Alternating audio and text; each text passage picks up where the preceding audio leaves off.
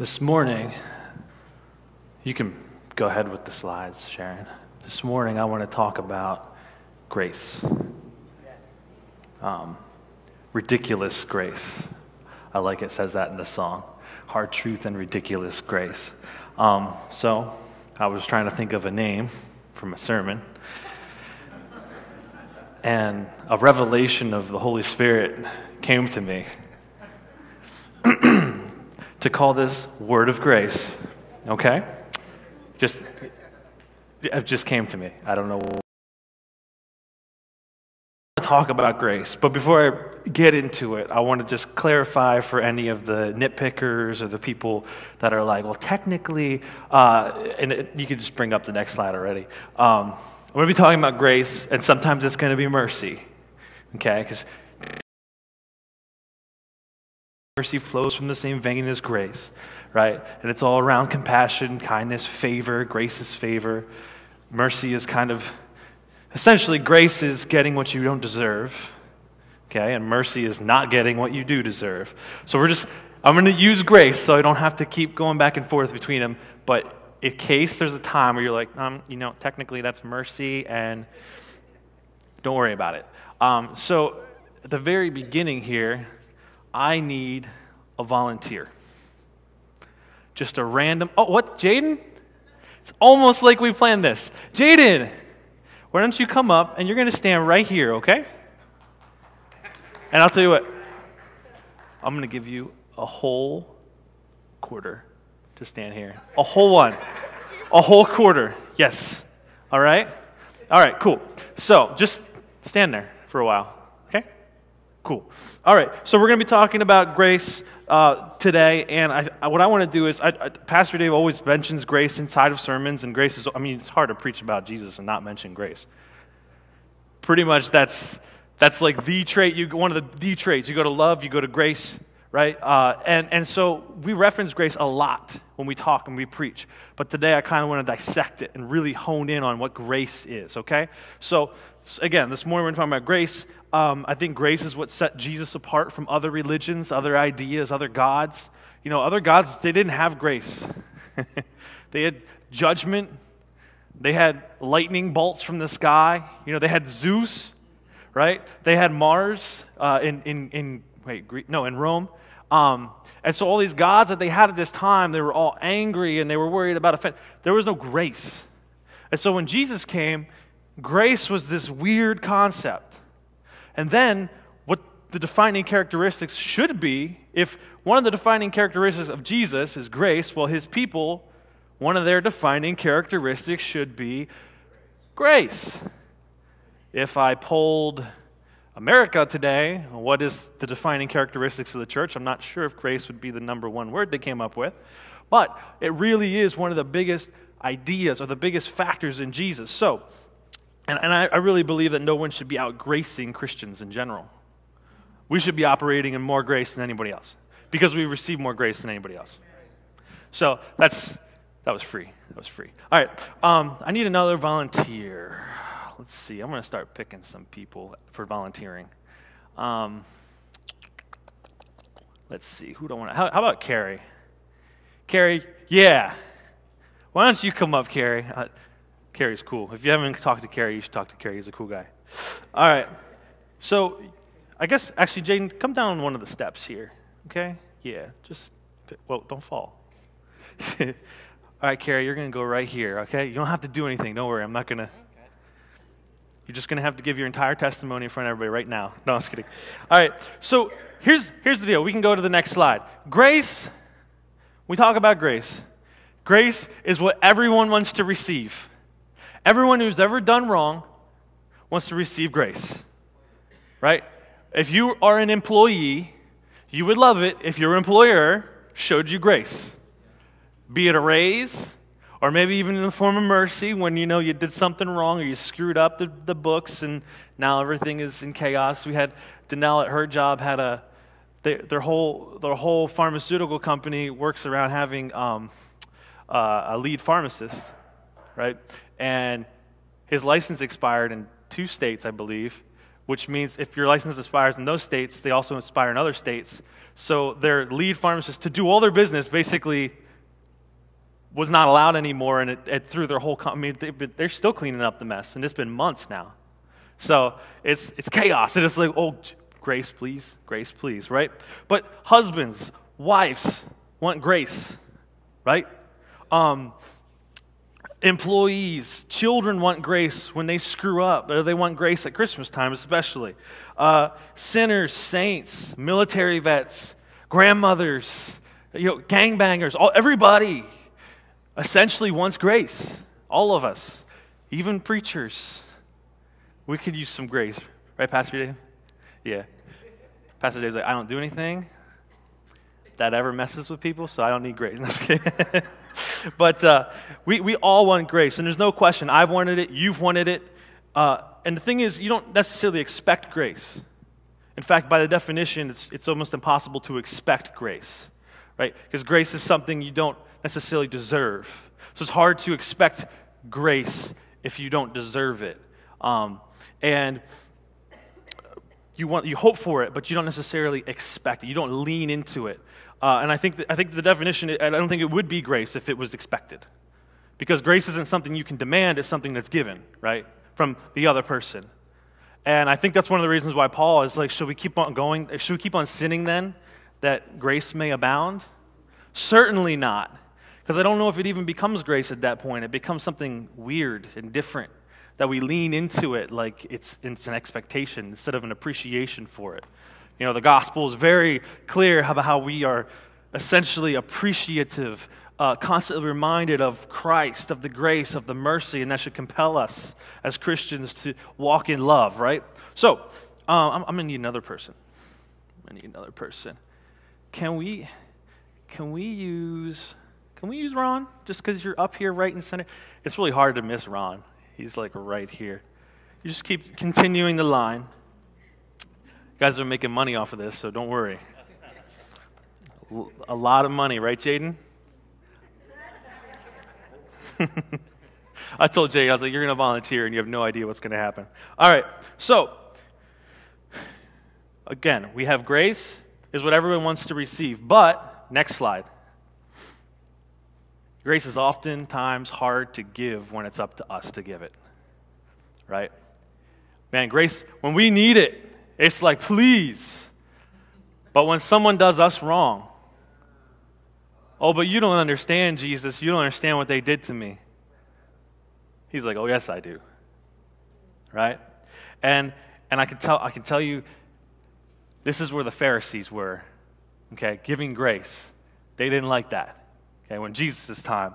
And even today, it's very easy. We want grace for ourselves. We appreciate the grace given to us by Christ on the cross. The grace that was given to us by God himself, giving his only Son. And it's beautiful, and we didn't deserve it.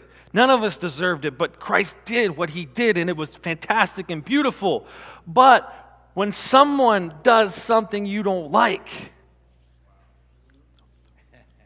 man, I hear it now. I hear the Christians, I hear the non-Christians, right? Well, they should have just worked harder, right? They should have just done more. Well, they got what's coming to them, right? That's what they deserve. I'm like, man, Christians saying that's kind of weird, isn't it? Getting what they got, they got what they deserved. Well, you didn't, right? By definition, grace is what we didn't deserve. And so it's fascinating to me that it's so hard for us to sometimes give grace because it's really in the opposite of our fleshly nature. We love justice when it's for someone else. Oh, we love it. I mean, how many shows is TV, movies, books even, like they're about someone getting what the bad guy, getting what they deserve. In the real story of Christ, we end up being the bad guy. You're right? We become enemies with God, and it was because of Christ, the good guy, that we become one with the Father, and it's beautiful. And I just know, it's like every time I hear those words, even now, even preaching this message, I know like in a week from now, I'm going to have to repent because someone's going to get what they deserve. I'm like, yeah, ooh, hold on. And I'm not saying that the state doesn't have a justice system in place that it shouldn't be there, but what I'm saying is as Christians, we should always keep in mind that grace is what changed us all, okay? And it's so easy to hope for ourselves, but when we're in a position of power or in a position where someone offends us or hurts us, it's really hard sometimes to give it, right? So, and we're not going to take my word for it because we're going to take Jesus' word for it in a second here, but I need another person. How about where's Brenda at? Brenda John, will you come stand up here? Actually, come over here because otherwise you'll stand right in front of me. All right. I like that song choice, by the way. That's good. Yeah, it was cool. Anyways, so we're going to turn to Matthew 20 today. All right? We're going to spend a lot of time in Matthew 20. So I'll give you some time to get there. But that's kind of where we're gonna spend some time in this parable of Jesus. And I already told Pastor Dave what parable I'm talking about. And this is a hard one. Okay, this is a hard parable. You guys just keep standing up here. I promise. It'll be worth it. Yeah. Oh yeah, I got some money. Don't worry. All right. I hope everybody's kind of getting close to Matthew 20. Matthew's in the New Testament. It goes Matthew. All right. So for the kingdom of heaven, Jesus is going to be talking here. He's going to give us an illustration. He gives us so many illustrations on what the kingdom of heaven is like. And the kingdom of heaven is not like the kingdom of man. He keeps showing us this. The kingdom of man doesn't understand the real truth of the kingdom of heaven, okay? So for the kingdom of heaven is like a landowner who went out early in the morning to hire workers for his vineyard. And he agreed to pay them 1 denarius for the day and sent them to his vineyard. Okay, so what they would do is people that, they didn't have like 9 to 5s necessarily, but people that were able, they would line up in a marketplace and kind of be like, hey, whatever you need, I'll do, right? And people who had jobs to do would come out and they would give jobs to those people, okay? So this is what's going on now. There's a line of people, and he goes out early in the morning, sunrise, probably 6:30, maybe 7. Maybe even I don't know when the sun rises in the Middle East, but it's early in the morning. He goes out and he hires some people. All right, he finds some people early, first thing in the morning, and he hires them. Okay, he says, "I'm going to pay you 1 quarter." All right, 1 denarius. That's actually a whole day's wage. So just pretend. Okay, Jaden. I love Jaden. He's cool. All right, so Jaden's like, "Why? Why'd you have to do this?" All right, so about 9 in the morning. He went out and he saw others standing in the marketplace doing nothing. Carrie's doing nothing. All right? And he told them, you also go work in my vineyard and I'll pay you whatever is right. All right? Okay. So they went. He went out again at about noon, and about 3 in the afternoon he did the same thing. I need one last volunteer. Let's have Martin come up just because it'll be cute. All right? All right, so he had a 5 in the afternoon. He went out and found others still standing around. He asked them, why have you been standing around all day long doing nothing? Because no one has hired us, they said. You also go work for him in the vineyard.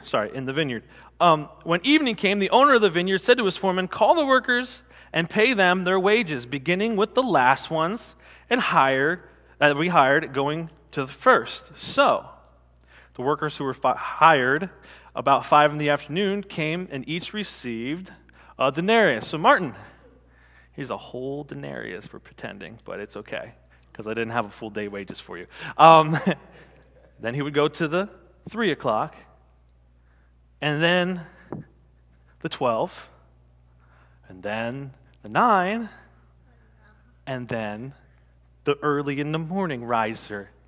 Okay? And everybody is happy, right? Because everybody got the same. Wow. Some of you are like, I'm going to have to pray after this sermon. Okay, this isn't my sermon. This isn't a sermon. This is Jesus, so take it up with him. All right? And so each received a denarius. Okay, and what we're about to see is everybody but Jaden can sit down, actually. We'll let you guys sit down. We're going to keep Jaden up here. Jaden's not going to get to sit down yet. Okay? So we're going to see something. We're going to see something clash, okay? It's going to look like it clashes here. We're going to see grace. Well, we're seeing grace right now, but we're also going to see truth. And we're going to see them, it's going to look like they're about to butt heads, okay? And it's all because of this guy. It's all Jane, come up here. Stand up here, man. I told you I was going to use you this morning. But you made money out of it. Don't spend it all in one place.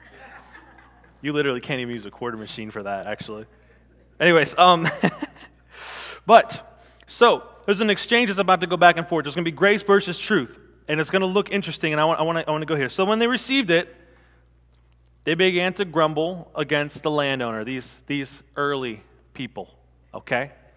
These early people. They came, and these who were hired last worked only 1 hour, they said, and you have made them equal to us who have borne the burden of the work of the heat of the day. So Jaden's been out there working all day long in the heat, bugs, you know what I'm talking about, right? And he's been working all day, and then Martin just comes up here in the last hour and makes the same amount that he did. Ooh, that's not fair. See, the truth is, Jesus, you're making me equal to him, and I'm not equal to him. That's what Jaden said. Jaden, that's what you're saying, right? Okay? And so this is such a good, oh man, this is such a good one to break down. Because it hits us. It hits us here. You know, it's like, yeah, actually, I agree with that. I'm with Jaden, you know. Hey, I worked all day. What the heck? They did nothing. It was already, the sun was going down when Martin got there. It wasn't even hot, right? Martin got there at the end. Martin's like, why? Why are you attacking me? All right, it's Jaden. It said Jaden is attacking you. So, what does the landowner say? He answers them. He said, I am not being unfair to you, friend. Okay? Yeah, you're like, friend? I don't know about that. All right? Didn't you agree to work for a denarius? Didn't you agree to stand up here for a quarter? Huh, interesting. Take your pay and get out. No, he says, and go. I want to give the one who were hired last the same as I gave you. Don't I have the right to do what I want with my own money? Here's the deal. Okay, don't miss this. Because his truth was, you're making me equal to them, that's not fair. But the landowner's truth was a different truth. It was, I wanted to, and I did, and it's mine. So deal with it. Ooh, because you already agreed. There was already a contract given. There was already a covenant made, okay? 1 denarius for the day of work. Just because I did this, it's my money, I can do what I want with it. Okay, so there's a truth here, and there's a truth with the landowner, and they seem like they're in opposition to each other, right? I would say. And then Jesus is getting to this part where he smacks us in the face. Every religious spirit in the room is like, I don't like this next part. Because this is where Jesus takes the gloves off, okay, in the illustration, in the parable. He says, or are you envious of my generosity? Every Pharisee, every religious person, every person that is battling with a religious spirit inside of them has to take a step back and say, All right, Jaden, you can go sit down. Thank you. Can we get a hand for Jaden? Sorry. Good job, Jaden. Or are you envious because I'm generous? See, grace is hard to give away, but it's easy to take. Because when we flip and pretend we're Martin, grace is great. You worked for an hour and got a full day's work. Right? Hey, all right. Thank you, Jesus. Thank you for the grace and the mercy bestowed upon me. You know, all right. Jaden, on the other hand, is like, man, I dedicated my whole life. I did this and that. I did it, right? And it seems to be there's an envy for the generosity given by the grace of Christ, okay? And we as Christians need to be very careful that we don't envy his generosity. Yeah, that's gonna preach longer than I'm preaching, all right? And then he says, so the last will be first, and the first will be last. That's one of the ones we know. We know that one, right? But here's what all leads up to it. The last and the first, they're in the same place, all right? The Pharisees, the priests, the high priest are just as valuable to Jesus as the last second soul that's saved. Because a soul is a soul is a soul is a soul is a soul. All right? I know. All right, but here's the funny part, and I don't want to. I'm preaching. It's okay. All right, when you thought about this story, which one were you? Ooh, because we all think, hey, I'm like Jaden, man. I've been saved for 20 years. I've been saved for 30. I'm over here, right? What if I said Jaden was Peter, though? Are we over here with Peter? Even the pastors and the reverends in the room, are we over here with Peter? Pastor Condoli, how many thousands turned to the Lord at your first sermon that you ever preached? How many thousands? Same as me? 0,000? Yeah. 0,000 people got saved on off my first sermon. I don't know about you. All right? We started saying that's Peter. We're like, well, wait, maybe I'm down the line a little bit. All right? Maybe I shouldn't be so envious of that generosity, actually, because maybe I'm one of the recipients that didn't quite go as far. Or maybe we took about timeline and we're 2,000 years apart, right? So what I want to caution us is sometimes I think we might be too far down the line. And that grace is actually, we should be more thankful for the grace as a Martin over here, or even a Brenda who came at 3. You know, some of the people who are like, whoa, okay, because grace is grace and souls are souls, and Jesus is very clear about this. All right? And so Jesus is speaking, he said that the kingdom of heaven essentially is generous and full of grace in this illustration. There's grace and there's generosity. All right? And I love that because that sounds fantastic. But grace, here's the deal, grace from a human perspective, from the first person, from the religious spirit, grace seems unfair. He literally says, that's unfair. You're treating us as equal, and we're not. Man, does that sound like are you hearing the Pharisees in this? You know Jesus is ripping them a new one again. Like, he's constantly on them. I love it. All right? And he's going out. He's saying, this is fair in the kingdom of heaven, but it doesn't seem fair in our humanistic nature. Grace seems unfair. All right? Here's the deal with grace. Grace is unfair. Literally, you can't have grace that's fair. Grace is unfair by nature. Grace is getting what you do not deserve, what is unearnable. You haven't earned it. There's nothing you can do to earn it. It's unmerited favor. So by definition, we're already talking about something that's unfair. And I think it's funny that we say, hey, grace is, that's, in that illustration, that's not fair. But yeah, it wasn't fair in the first place. Because when you're talking about God, God didn't need Jaden either. Right? He didn't necessarily need Jaden. He brought Jaden in, though. All right? So, and Jaden, and the contract was made. All right? So, I do want to say when we want to talk about things being unfair, we better remember another part of Jesus where he talks about removing the plank from our own eye. You know, we talk about fairness, removing the plank from our own eye before we say, hey, that's not fair.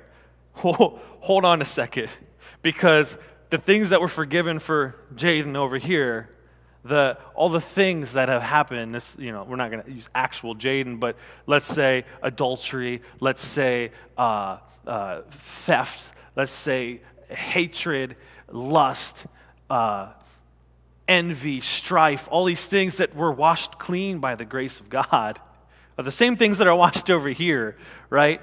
And it's like we think for some reason that makes a difference, but it's not. It is unfair for Jaden to get it. You see what I'm saying? Are you following me? Are you following me? I'm trying to make sure we're all tracking, okay?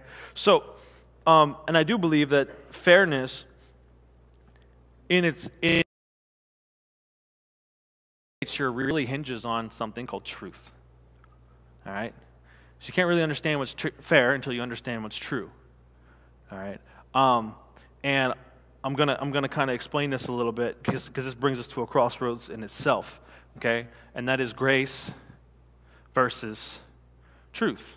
And we have a slide for this. She's on it. All right. Way to go, Sharon. All right. Extra grace for you today. All right. So we have grace versus truth, and this is what's going on in this story. And I just love this story because it lends so much insight into grace itself. Some of us in personalities, we lean towards grace. Some of us lean more towards truth. I just tell it like it is, you know? Come on, you know. I know some of you in this room lean towards truth. I hear you talking. I'm like, yeah, they lean towards truth. Some of us lean towards grace. We err on the side of grace, right? And there's kind of this, we're one or the other. We tend to lean into one or the other. And sometimes they feel like they're opposite forces trying, kind of at work. And we got to find that 50% in the middle where we're trying to like operate half grace, half truth. And those who lean towards grace kind of despise those who lean towards truth. And those who lean towards truth despise those who lean towards grace. You understand what I'm saying? And what's really crazy is that going too far in either direction does nobody any good. All right? But I guess, hold on, we'll get there. All right. So, no, we could talk about it now, actually. So we try to find the balance. Should I use grace or truth in this situation? But with too much grace, you can ruin lives. That sounds weird a little bit, but let's talk about parenting for a second. Okay? No truth, only grace. Okay? No truth, only grace for a child. I've seen it. You've seen it. Whew, man. Talk about spoiled children, right? They're 5 and they're stealing money out of the mom's purse and stealing the card now. They don't steal money anymore. They steal the card, right? Buy things online. Thousands of dollars of stuff. Well, you owed me. And you're like, whoa. And that does not bode well for the rest of their life, right? Too much truth, on the other hand. Some people are like, you can't be too much truth. But too much truth with no grace ends up destroying people's relationships as well.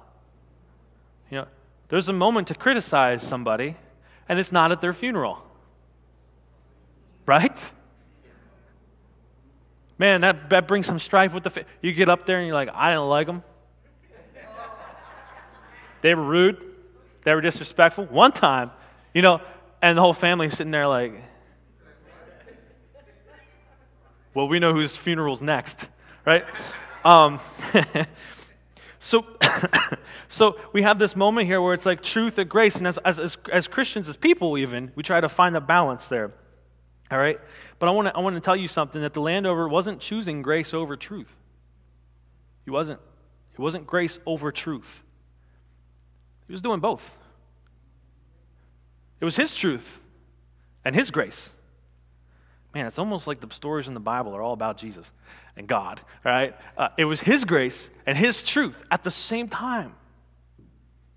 His grace was justified by his truth. And his truth was brought to light by the grace. All right, this is good. This will go far. All right? The Pharisees, again, they were truth. They liked the truth, man. They did not like the grace. They worked hard. They were out in the sun all day long, working.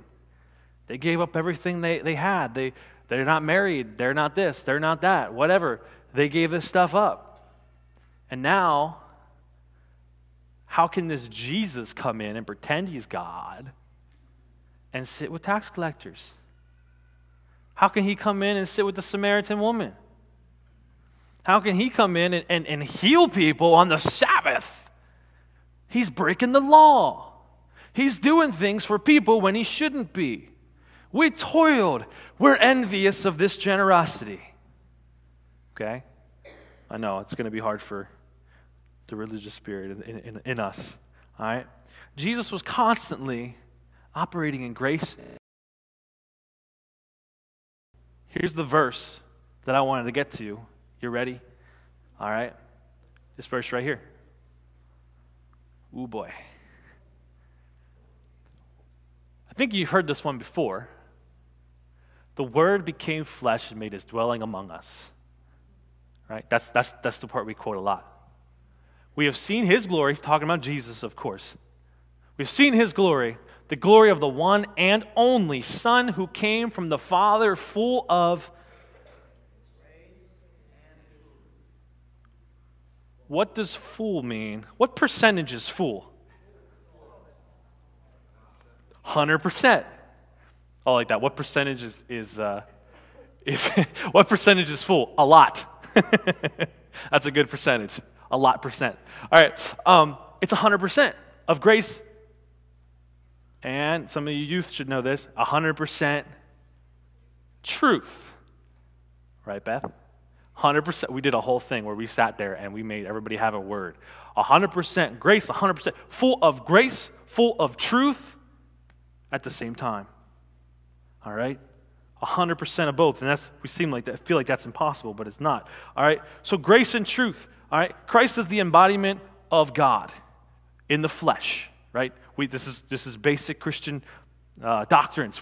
Christ is God in the flesh, walking on this earth as a human, full of grace. That's the attributes. The Word became flesh and made His dwelling among. This is all about what happened. And then what are the two attributes that John wants to bring out here? Grace and truth. We're going to get to something John says in a little bit, but if you've read the book of John, or John 1, any of John, there's something he talks about all the time. All right, I'm going off my notes now because I'm not even close. All right, there's something John's always bringing up. He calls himself the beloved. Okay, John is who really made the whole idea of love a thing about Jesus. Okay, God is love. Love is God. Jesus is love incarnated as a man. If God is love and Jesus is God, Jesus is love. Okay? Jesus is the definition of love. What are the two attributes?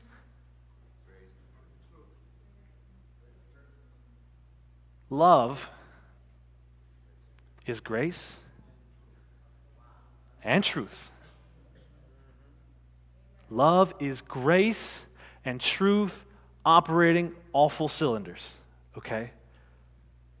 That's why Jesus is sitting with when he's sitting with the tax collectors, and the Pharisees come in like, what are you doing sitting with these people? Those people. Man, the religious spirits love that. Those people, right? Paul's like, whoa, there's not a Jew or Greek, nor man, but the religious spirits like, oh, no, those people, right? Not that church, not those people. And so Jesus is sitting with these tax collectors, and they're like, what are you doing with these people? And Jesus says, I don't have this brought up, but Jesus says something along the lines of like that, doesn't a doctor go to the sick? What good is the doctor doing around the healthy? So I'm here with these sinners.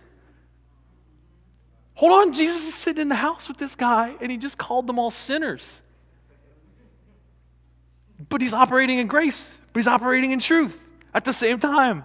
He's sitting there in a place where rabbis aren't supposed to be, right? Operating in this place where you're not, you're supposed to be in the synagogue. You're not supposed to be here. You're supposed to be separated from this garbage. And Jesus is there in grace. Jesus is out there feeding the homeless in Harrisburg, around those people, right? Wish Kathy was here today. Kathleen, sorry. He's out there with the unbeliever. He's out there with the people who aren't, and he's there and he's with them, and that's not right. But Jesus is full of grace. But he's also not willing to compromise. He calls them sinners. He said, hey, they're sinners. They need me. In the guy's house. Jesus basically made him invite him over to his house and have dinner with them. And then he's sitting there, hey, yeah, they're sinners. Like, whoa, Jesus, ouch, right?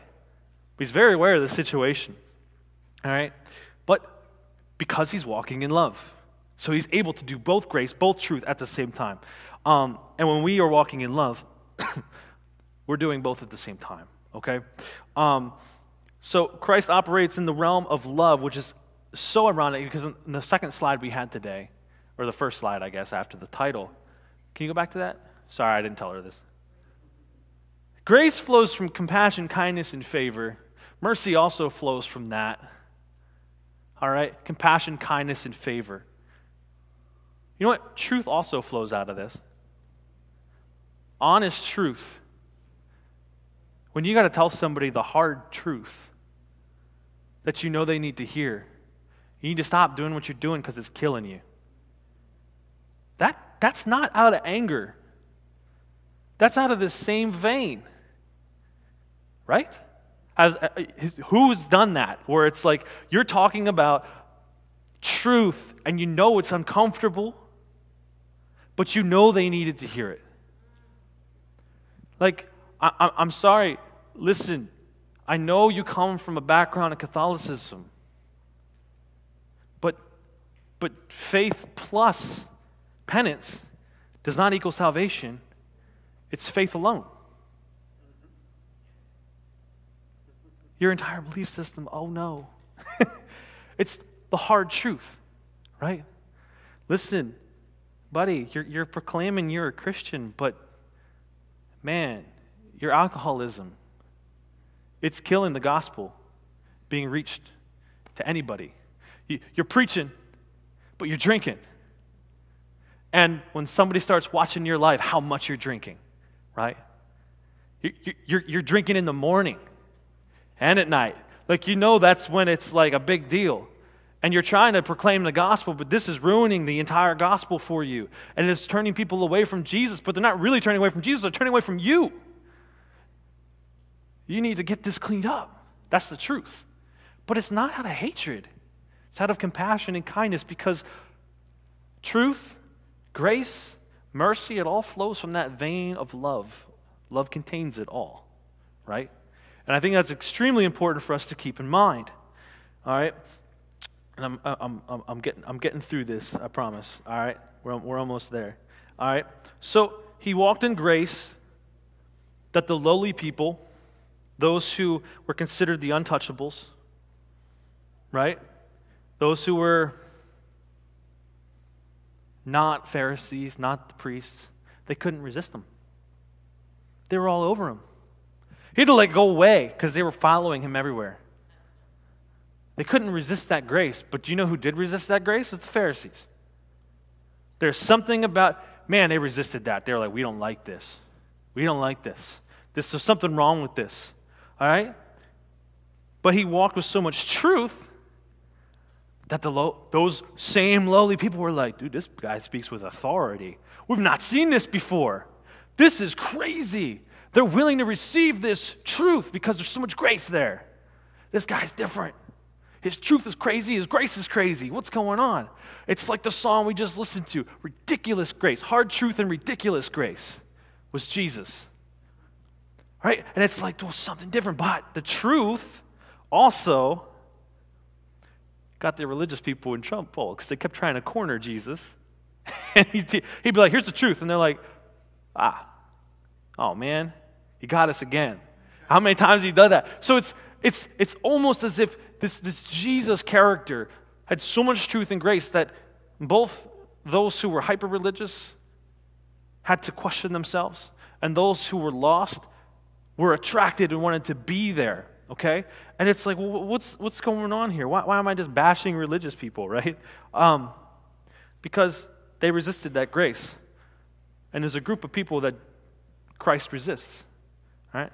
He resists the proud and gives what to the humble? Ooh, here's that grace again.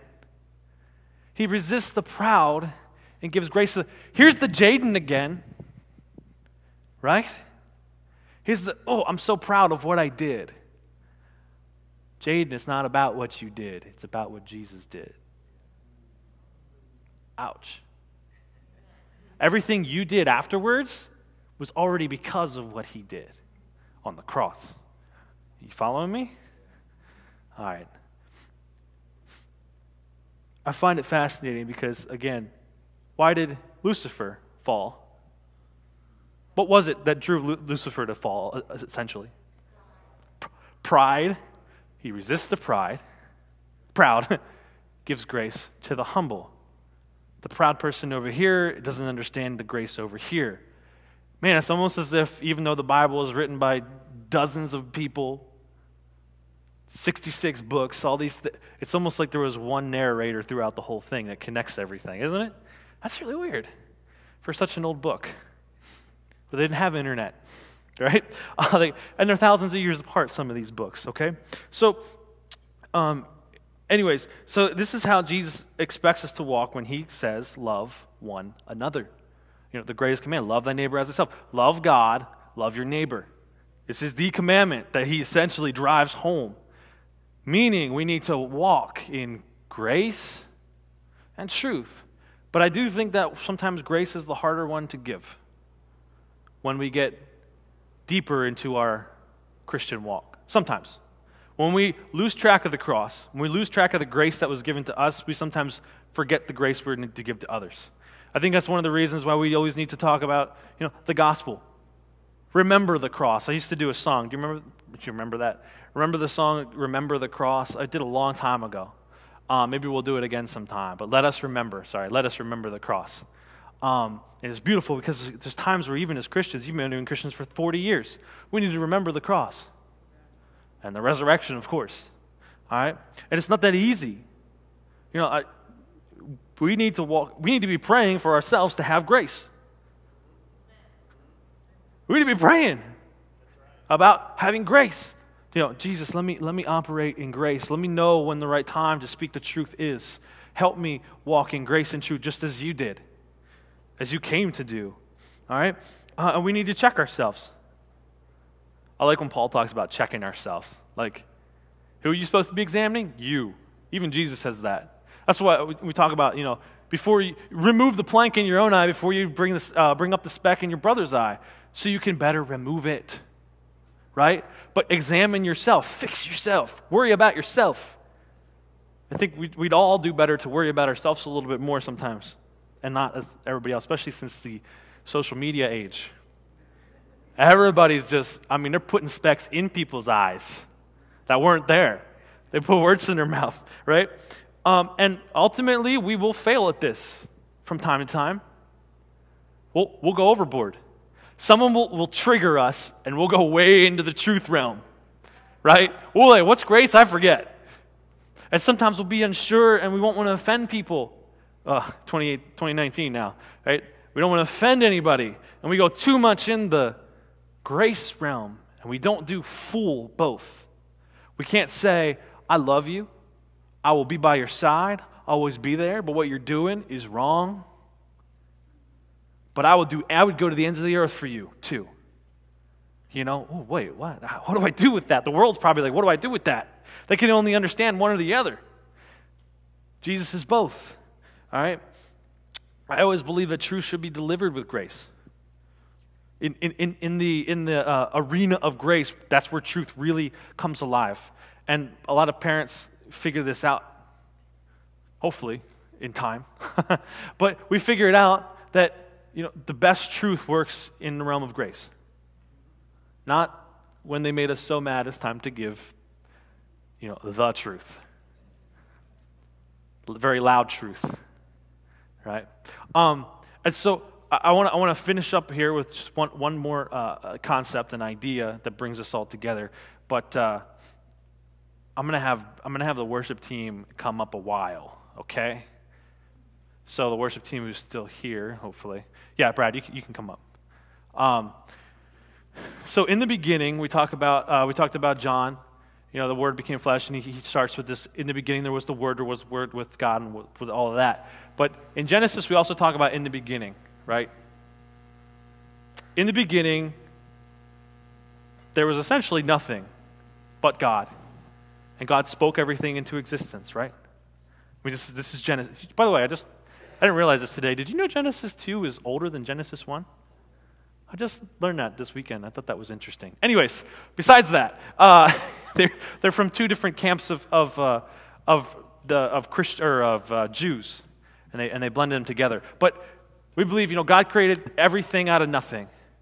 And if you talk to any philosopher, any philosophy class or anything like that, you'll understand that there's this concept in the beginning, or through all time, there's something called chaos and order. And Christians essentially believe that there was God who was order and brought order to. All right, order to chaos. Okay. All right, so he brings order to chaos, and that's what we believe. And then he brings Adam into the garden in Genesis 2, and he says, here's 1,000 trees over here. Don't eat of that one tree over there.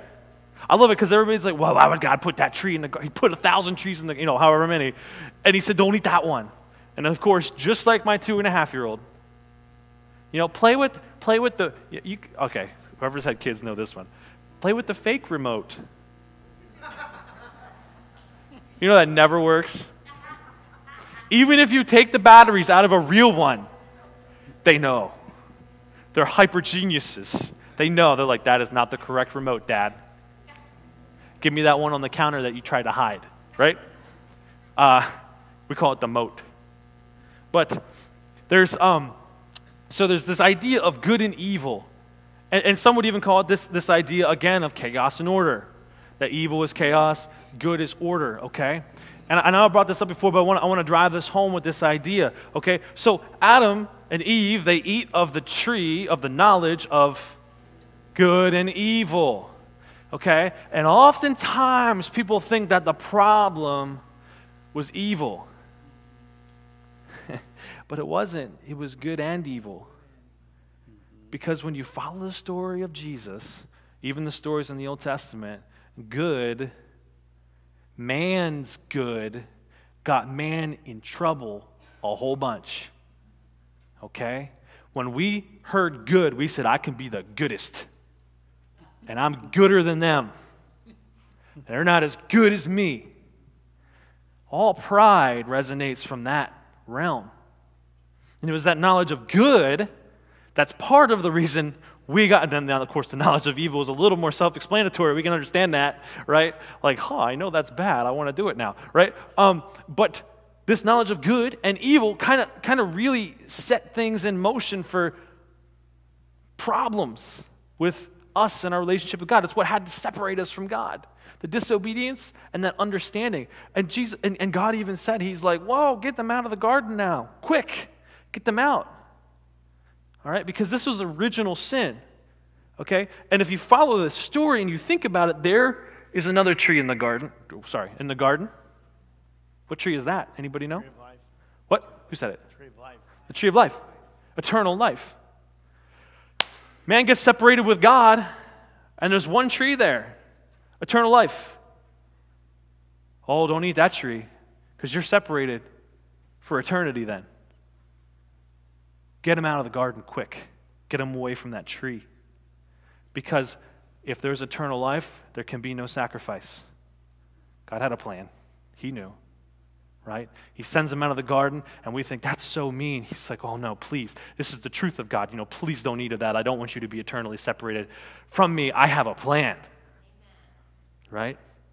And so later on, throughout time, we have people trying to be rulers. Well, we have judges. And the people are like, we don't like it. We want a king.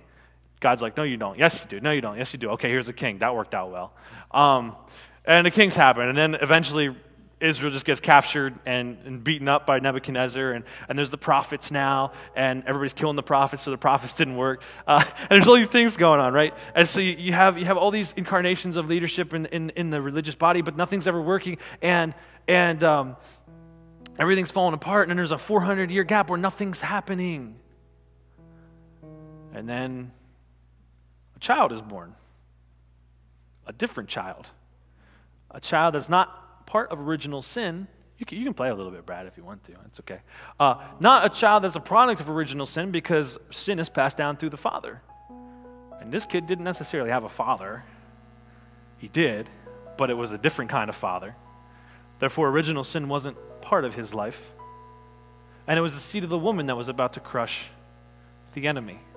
And so just this child grows up, he's walking in grace, he's walking in truth. Okay? It's almost as if grace is the answer.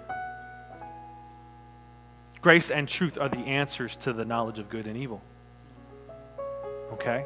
Too much, when man's trying to do too good, and grace and truth can pull him back to a center of love.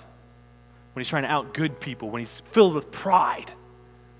It's hard to be filled with pride when you remember the grace. Right? It's hard to be filled with pride when you remember that grace, where you did nothing.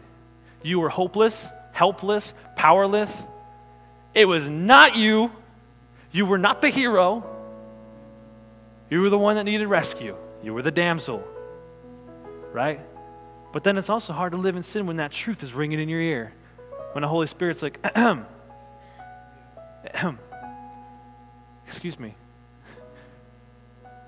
It's better to give than to receive. It is surely better to give than to take. So why are you taking? Right? And that truth and grace counteract both the evil and the good, because love counteracts both of them, because that was the original plan, to walk in love. All right? And so this grace that we have, I want to remind us all of that grace. It was the grace on the cross that set us free. While we were yet still sinners, separated from God, it was the grace of God that swooped in and saved everything. And so we're going to end today with a song. You might have heard of it. It's about grace. It's been popular for centuries now. It's called Amazing Grace. And I'm going to have Brad sing it, and I just want us to have a time of reflection. And Brenda, if you want to go into something you did a little earlier, maybe too, you can end with that as well. But I'm gonna give it over to the worship team. I just want to take this last moment to meditate on this, and then Brad will pray us out, and we can go home. Okay? All right. Amazing grace, how sweet the sound that saved a wretch like me. I once was lost, but now I'm found. Was blind, but now I see. 'Twas grace that taught my heart to fear, and grace my fears relieved. How precious did that grace appear, the hour I first believed. My chains are gone, I've been set free.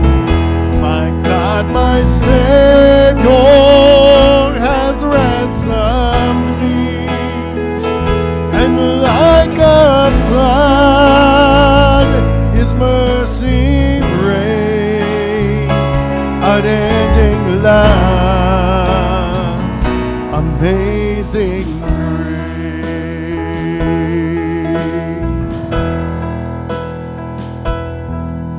The Lord has promised good to me. His word my hope secures.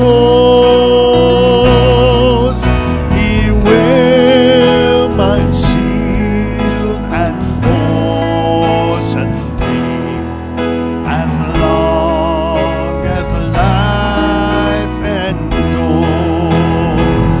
My chains are gone, I've been set free.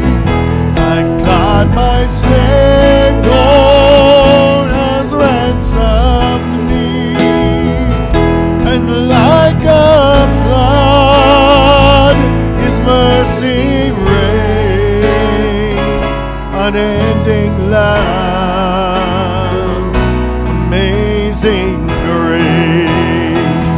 My chains are gone, I've been set free.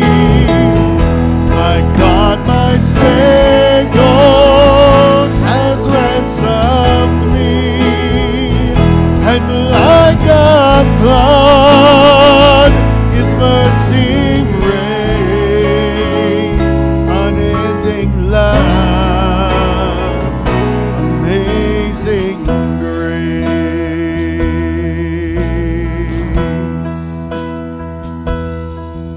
The earth shall soon dissolve like snow.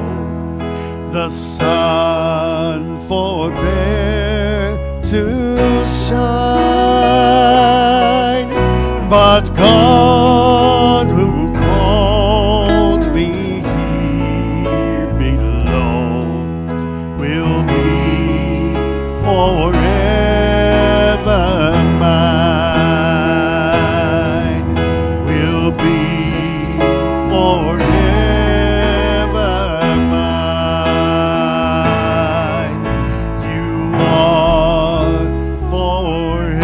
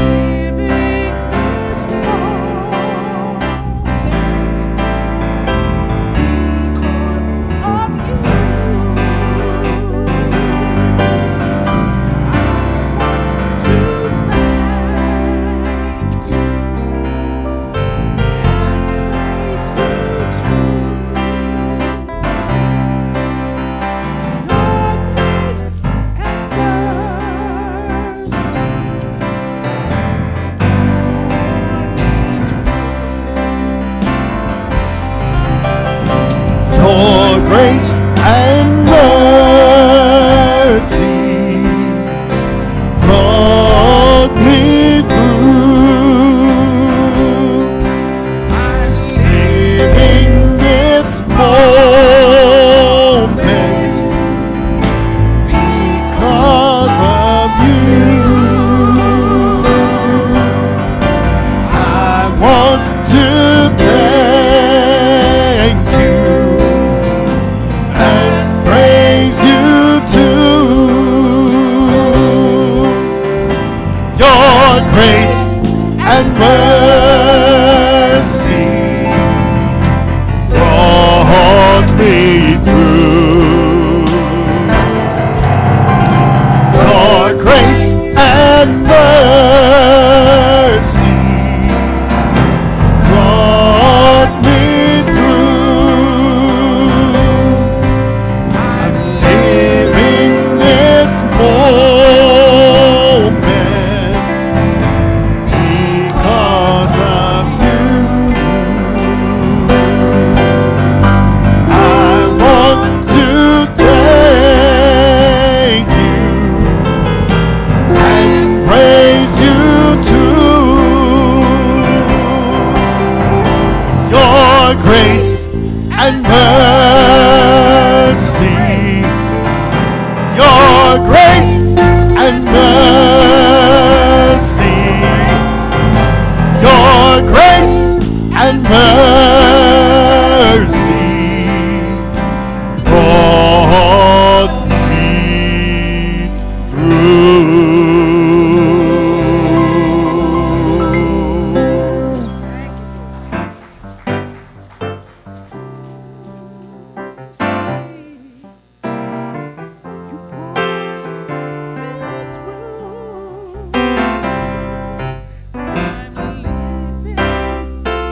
Moment